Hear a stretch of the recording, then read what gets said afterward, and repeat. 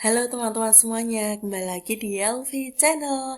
Nah teman-teman, aku minta maaf ya karena baru sempet bikin video lagi terkait dengan pamong belajar.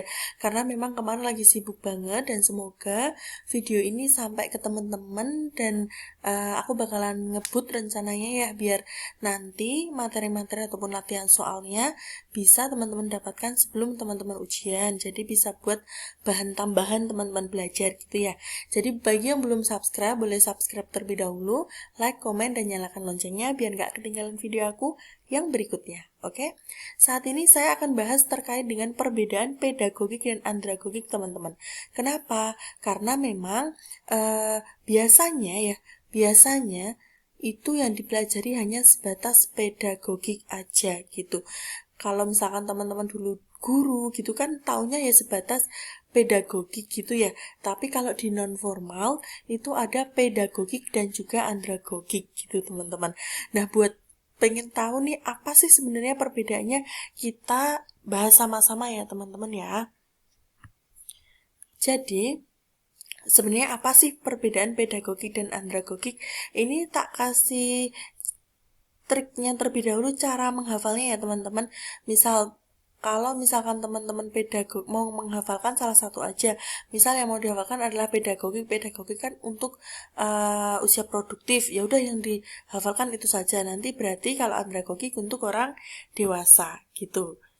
Kita masuk ke pengertiannya terlebih dahulu ya. Untuk pedagogik itu ilmu yang mempelajari tentang bagaimana seorang pendidik mampu memberikan pengajaran kepada peserta didik usia produktif gitu ya. Jadi yang perlu digarisbawahi ini nggak perlu dihafal teman-teman, hanya pedagogik usia produktif. Kalau andragogik usia orang dewasa, dan orang dewasa itu selalu belajar berdasarkan pengalaman teman-teman ya. Oke, orang dewasa akan selalu belajar tentang pengalaman. Saya kasih hal contohnya terlebih dahulu ya. Kita kalau ngobrol sama orang tua kita, pasti orang tua akan selalu bilang, ya kalau dulu tuh aku gini, dulu pernah ini kok kayak gini. Nah, itu artinya belajar berdasarkan pengalaman, teman-teman. Kalau kita kasih tahu ini teori ya, kayak misalnya kita kasih tahu teori yang kayak ini tuh kayak gini loh, sebenarnya kayak gini, enggak, mereka kurang bisa menerima itu karena mereka sudah berpengalaman, jadi mereka belajar berdasarkan pengalaman gitu. Oke, kita next. Perbedaannya satu persatu akan saya bahas ya. Pedagogik tadi usia produktif, kalau andragogik usia dewasa. Saya jelaskan usia produktif itu usia anak-anak sekolah ya teman-teman ya. Jadi usia TK, usia SD, SMP, SMA gitu. Yang saya maksud produktif itu di situ teman-teman. Ini biar teman-teman tuh nggak lebih singkat menghafalnya gitu ya, bukan yang produktif dalam artian bekerja ya, tapi lebih kepada usia anak sekolah gitu. Kalau usia dewasa itu ya di luar usia sekolah, jadi misalkan 30 ke atas, 40 ke atas, seperti itu ya. Nah, kemudian di pedagogik peserta didik itu masih menjadi tanggung jawab pendidik. Mau pembelajarannya seperti apa yang mau dipelajari, apa yang akan peserta didik dapatkan, itu merupakan tanggung jawab pendidik. Pendidik mau merancang seperti apa, itu tanggung jawab pendidik ya, kalau pas sekolah. Tapi kalau di pendidik kalau untuk orang dewasa, orang dewasa itu akan lebih bisa belajar mandiri teman-teman. Jadi belajar secara mandiri praktis gitu. Jadi artinya tidak diatur oleh pendidik gitu. Jadi mereka lebih akan leluasa untuk mendapatkan apa yang mereka butuhkan gitu ya teman-teman. Kemudian perbedaannya lagi adalah instruksi dan bimbingan kalau pedagogik. Artinya apa? Mereka peserta didik itu masih butuh instruksi, masih butuh bimbingan dari pendidik. Jadi dia masih tipe yang ya berangkat sekolah, ya berangkat karena sekolah merupakan sebuah kewajiban kayak gitu teman-teman, dan dia masih membutuhkan instruksi ataupun bimbingan pendidik gitu. Tapi kalau orang dewasa itu berdasarkan pengalaman hidup seperti yang saya sampaikan tadi. Jadi orang dewasa tidak bisa kalau dikasih pembelajaran yang teoritik seperti pengertian ini adalah itu tidak bisa teman-teman. Ya, jadi kita lebih banyak menggali ataupun memberi pengetahuan itu berdasarkan dikait-kaitkan dengan pengalaman hidup gitu. Mungkin sudah agak sedikit paham ya. Semoga apa yang saya sampaikan ini bisa mudah dimengerti ya teman-teman ya. Karena saya juga agak bingung ini cara menjelaskannya. Kemudian untuk peserta didik usia sekolah itu tugas belajar sudah ditentukan ya. Misalkan besok tugasnya seperti ini ya, seperti ini. Tapi kalau tugas belajar orang dewasa itu disesuaikan dengan tugas di dunia nyata, teman-teman. Misal mereka sudah bekerja ya. Nah, nanti kait-kaitkan dengan pekerjaan mereka, teman-teman.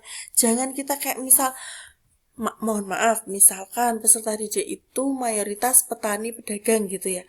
Kemudian kita mau memberikan tugas bahasa Indonesia, tolong buatkan puisi tentang cita-citaku, subtemanya puisi, subtemanya polisi, kan nggak bisa teman-teman, gitu ya. Jadi harus disesuaikan dengan dunia nyatanya peserta didik kita. Kalau untuk orang dewasa, biar mereka tuh kak belajar tuh nggak yang ngawang-ngawang, nggak yang membayangkan gitu loh, tapi dia belajar berdasarkan pengalaman dia.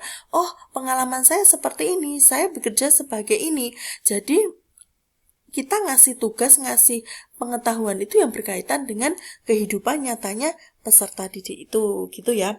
Kemudian sekolah karena kewajiban, ya enggak? Kalau sampai saat ini teman-teman masih ngajar SD, SMP gitu, mereka berangkat sekolah. Kenapa berangkat sekolah? Karena mereka masih merasa bahwa sekolah itu hanya sebatas kewajiban dari orang tuanya untuk sekolah gitu. Jadi dia belum menemukan sesuatu yang membuat dia tuh merasa butuh untuk sekolah gitu. Di saat-saat ini beda sama kalau dia udah lulus, udah bekerja gitu ya. Nah, kalau untuk orang dewasa itu sekolah karena kebutuhan, iya enggak? Coba sekarang gini teman-teman analoginya. Analoginya seperti ini. Orang dewasa itu biasanya kan udah bekerja, dia sudah sibuk dengan rumah tangga. Kalau sudah yang menikah ya, biasanya sudah menikah, itu kan sudah sibuk dengan rumah tangganya, pekerjaannya, lingkungan sosialnya. Tapi kenapa dia masih pengen sekolah gitu? Karena kebutuhan gitu ya. Pertama, tuntutan pekerjaan.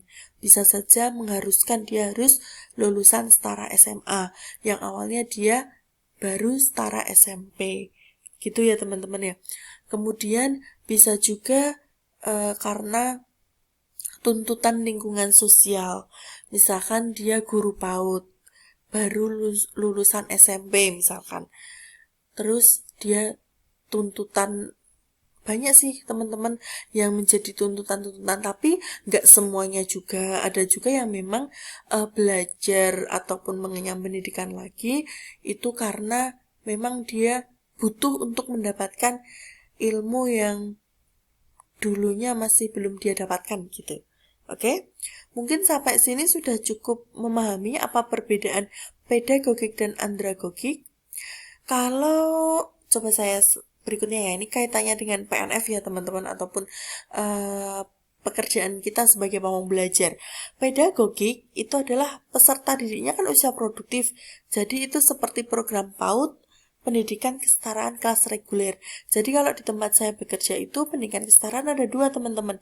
Yang pertama adalah reguler, kelas anak-anak yang usianya memang usia sekolah gitu. Jadi masih anak-anak kecil lah, biasa standar usia 13, 15 tahun seperti itu ya. Ada juga pendidikan kesetaraan kelas dewasa atau kelas ekstensi teman-teman.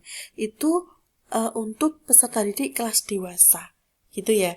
Nah, itu masuk ke andragogi, peserta didiknya sudah usia dewasa, seperti program pendidikan kesetaraan kelas dewasa atau ekstensi ya. Kemudian, ini tipe teman-teman, ada PKH ya, pendidikan kecakapan hidup, itu misal PKH Tata Boga, kecantikan, dan lain sebagainya. Itu juga ada teman-teman yang memang sudah dewasa, bukan lagi anak usia sekolah. Kemudian PKW itu juga, PKW itu pendidikan kecakapan wirausaha harus itu juga harus dewasa teman-teman. Maksudnya bukan usia sekolah yang SMP atau SMA gitu ya, karena memang diperuntukkan untuk wirausaha, jadi dia sudah lulus SMA gitu. Kemudian pemberdayaan masyarakat, pemberdayaan perempuan, kepemudaan. Nah, itu teman-teman. Kenapa? Jadi kenapa? Sudah cukup terjawab ya. Kenapa kok kita harus belajar tentang andragogi? Ya karena pekerjaan kita berkaitan dengan andragogi seperti itu. Mungkin cukup jelas teman-teman ya. Semoga bisa dipahami. Dan nantinya teman-teman kalau misalkan ada soal tentang andragogi, udah nggak bingung lagi, apa sih ini andragogi, minimal tahu basicnya, tahu dasarnya dulu apa sih andragogi seperti itu. Biar nanti nggak bingung perbedaan antara pedagogi dan andragogi. Mungkin itu saja teman-teman yang bisa saya sampaikan di video kali ini. Next akan saya bantu untuk coba latihan-latihan soal lagi ya. Jadi bisa dipantau dan pokoknya saya minta maaf kalau kurang maksimal, dan saya tegaskan sekali lagi, saya tidak akan pernah menjanjikan bahwa apa yang saya sampaikan di sini itu akan keluar di ujian. Saya hanya akan membantu teman-teman untuk memahami lebih dekat terkait dengan tugas kerja Pamong Belajar. Gitu ya. Semoga bermanfaat. Teman-teman yang nantinya sedang berjuang, dimudahkan urusannya dan bisa bergabung di Ikatan Pamong Belajar Indonesia. See you!